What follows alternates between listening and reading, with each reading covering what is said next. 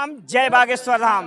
दोस्तों, इस समय हम मौजूद हैं बागेश्वर धाम में और जैसा कि हमारे बागेश्वर धाम के पूज्य गुरुदेव जी ने 21 तारीख को बागेश्वर धाम से हिंदू राष्ट्र के उद्देश्य से एक पद यात्रा का आरंभ किया है और उसी उद्देश्य से जितने भी पूरे देश तो देश विदेशों से भी जितने भी सनातनी हैं और जो चाहते हैं कि अपना देश हिंदू राष्ट्र बने, वे इस समय बागेश्वर धाम पहुंचना शुरू हो गए हैं। जैसा कि देख सकते हैं, अभी कल निकलने वाला है पद यात्रा, लेकिन आज से ही हमारे जितने सनातनी भाई हैं ये भी अपना जय श्री राम, जय श्री राम, भारत हिंदू राष्ट्र की, भारत हिंदू राष्ट्र की। ये सनातनी है जो कि अपने देश को हिंदू राष्ट्र बनाने के लिए अपना घर, मकान, दुकान, बिजनेस, व्यापार छोड़ करके यहाँ बागेश्वर धाम में एक दिन पहले से ही डट गए हैं। और कुछ लोग तो ये सवाल खड़े कर रहे हैं कि भैया अपना रोजी रोजगार चलाओ, ये राजनीतिक है, क्या मिलेगा तुम्हें हिंदू राष्ट्र बनाने से। तो हम आपको बता दें कि पश्चिम बंगाल में भी तो लोग रोजगार ही बचा रहे थे भैया, जम्मू कश्मीर में तो लोग अपना रोजी रोजगार ही कर रहे थे। जिस दिन देश से हिंदू कमजोर हो गया ना, अपना धर्म कमजोर हो गया, तो न तो तुम अपना रोजगार बचा पाओगे, न तो अपना बिजनेस व्यापार बचा पाओगे। छोड़ कर भाग रहे हो और आगे भी भागने की तैयारी कर लो, वरना जो हमारे पूज्य गुरुदेव जी ने नारा दिया है हिंदू राष्ट्र बनाने के लिए, चलो बागेश्वर धाम। कल सुबह होना है बागेश्वर धाम से हिंदू राष्ट्र के पदयात्रा का आगाज और उसके लिए हमारे पीछे देख सकते हैं एक रथ यहाँ पे आया है और इस रथ के बारे में आपको जानकर बहुत ही आश्चर्य होगा। ये वही रथ है जो अभी अयोध्या मंदिर के उद्घाटन में जो वहाँ के महाराज हैं उन्होंने इस रथ को 550 किलोमीटर अपने निवास स्थान से बालों से खींच कर ले गए थे अयोध्या। और इस गाड़ी में कोई इंजन से ये गाड़ी नहीं चलने वाली है। दोस्तों, ये रथ जो आपको पीछे दिखाई दे रहा है, इतना बड़ा रथ, ये किसी इंजन से नहीं चलने वाला, न तो डीजल पेट्रोल से चलने वाला है। देख लीजिए, इस रथ को आपको दिखाएं, इतना बड़ा रथ है। क्या लिखा है इस पे? सनातन हिंदू एकता पदयात्रा चलो बागेश्वर धाम सरकार के साथ 21 से 29 नवंबर बागेश्वर धाम से ओरछा धाम। और भारत भव्य तभी बनेगा जब जात पात भेदभाव छुआछूत भारत से खत्म होगा। तो ये सभी सनातनी अपने आने वाली पीढ़ी को जो खतरा दिखाई दे रहा है उसे बचाने के लिए यहाँ पे पहुँचे हैं और आपसे भी निवेदन कर रहे हैं कि चलो बागेश्वर धाम। समय वर्तमान में हिंदू राष्ट्र की जरूरत आखिर क्यों पड़ गई? जिस तरह से सारे मजहब के लोग एक तरफ हो रहे हैं, एक साथ हो रहे हैं और हिंदू कमजोर पड़ता जा रहा है। कभी हम अभी जब हिस्ट्री का पेज पलटते हैं 2000 साल पीछे जाते हैं, जब देखते हैं कि हमारे साथ बाबरों ने क्या किया, मुगलों ने क्या किया, कहीं ये हमारे मन में आज डर हो गया है कि आज फिर कहीं ऐसा ना हो जाए कि हमारे बहु बेटियों के साथ इस तरह से कार्य होना शुरू हो जाए।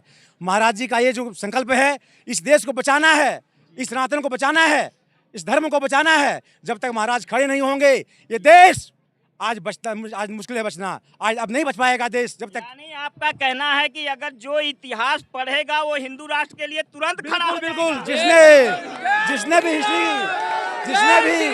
मैं कहता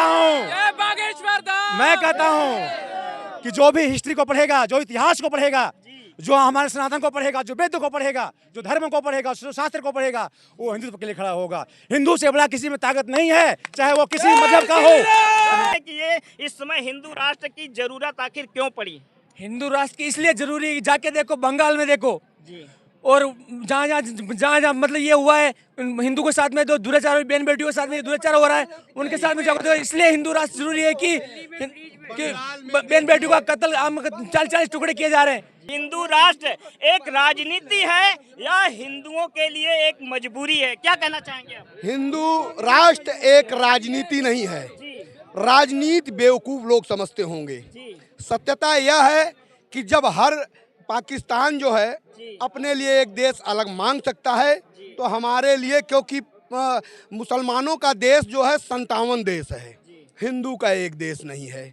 हिंदुओं का एक देश यही बचा हुआ है जिसे हिंदू राष्ट्र होना बहुत जरूरी है। मनुष्य को ये चाहिए कि इस भारत के लोगों को, हर हिंदू भाइयों को चाहिए कि इसे हिंदू राष्ट्र बनाने में सहयोग करे और बागेश्वर धाम के साथ चले। और जो भी पार्टियां हिंदू के साथ चलने के लिए तैयार हैं, हिंदू राष्ट्र बनाने के लिए तैयार हैं, उस पार्टी का सपोर्ट करें, अन्यथा किसी पार्टी का सपोर्ट न करें। चाहे वो दुनिया की वो सपा पार्टी हो, दुनिया का वो कांग्रेस पार्टी हो, दुनिया की वो कांग्रेस पार्टी हो, चाहे सपा पार्टी हो, चाहे दुनिया की जितनी भी अपने भारत के अंदर पार्टियां हों। यहाँ तक मैं कह रहा हूँ, अगर हिंदू राष्ट्र के लिए बीजेपी भी सपोर्टर नहीं है तो इसका भी साथ ना दिया जाए। सनातन धर्म के लिए अगर बीजेपी सपोर्टर नहीं है तो उसका भी मैं खिलाफ हूँ, मैं फांसी पर चढ़ने के लिए तैयार हूँ। जात पात का बहाना दे करके, जात पात में बांट करके अंग्रेज ने राज किया, ये पार्टियां राज करना चाहती है और आज तक कर रही है। जौन सी पार्टी सनातन धर्म के पीछे नहीं आएगी, हम उसको वोट नहीं करेंगे। जो हिंदू की बात करेगा वही देश पे राज करेगा। अगर बीजेपी भी अगर हिंदू को प्रतिनिधित्व नहीं करेगी तो उनका वोट नहीं देंगे।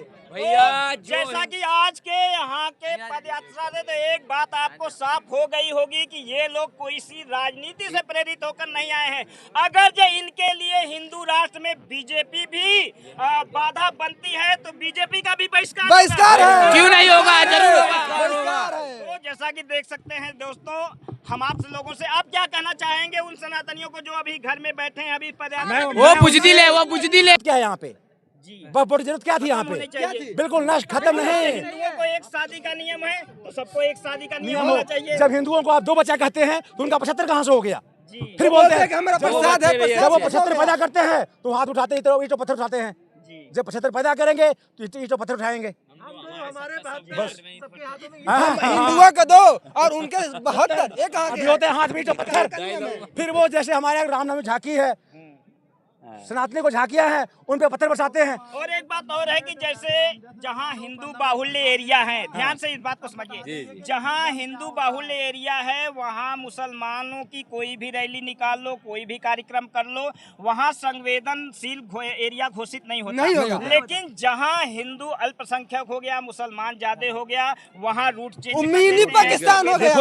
इसका कारण क्या है कि 75 साल से इस देश में 75 साल से वही होते आ रहा है कि हिंदू 2 बच्चा पैदा करेगा, टैक्स पेयर है, और वो मजहब के लोग 72 बच्चा पैदा करेंगे, हमारे टैक्स का पैसा वो खा जाएंगे, उनको वजीफा मिलेगा, वो जाएंगे हज करने मदीना, उनको सहयोग मिलेगा।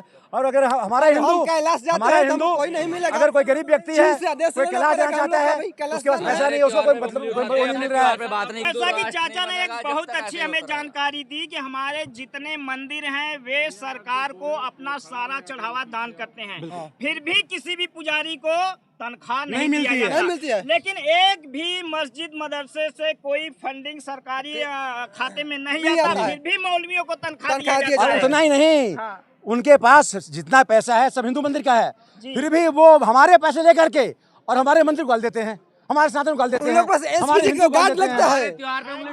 अब सोचिए कि हमारे दीपावली पे दीपक जलाते हैं और कहते हैं प्रदूषण फैल रहा, अपने बकरा ईद पे बकरे काटते हैं, उन्हें कोई उंगली नहीं उठाता, कोई उंगली नहीं उठाता, खूनों की नदियां बहती है, पत्थर चढ़ने के लिए पैसा दिया जा रहा है, स्पेशल गार्ड उन लोग को दिया जा रहा है, हम लोग कुछ नहीं बटाते हैं, प्रदूषण फैल रहा। सीधा यही मतलब है कि एक देश, एक नियम, एक संविधान, बस इतना ही मांग है।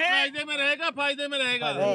एक नियम, वही नारा है, बटोगे तो कटोगे, बटोगे तो कटोगे, वही नारा है। हमें बटना नहीं है, चाहे वो किसी भी जाति का लोग हो, हम सब हिंदू हैं, हम सब हिंदू हैं, एकता बनाकर रहेंगे। चलिए बहुत बहुत धन्यवाद। हम सभी सनातनियों से बस इतना कहना चाहते हैं कि यदि अपने आने वाली पीढ़ी को बचाना चाहते हैं, यदि पूरे धरती पर हिंदुओं को अस्तित्व को बचाना चाहते हैं, तो जहां हमारे सारी देवी देवता पैदा हुए, कम से कम एक देश तो सनातनिया का हो। बाबर का नाम मिटा दो, बाबर का।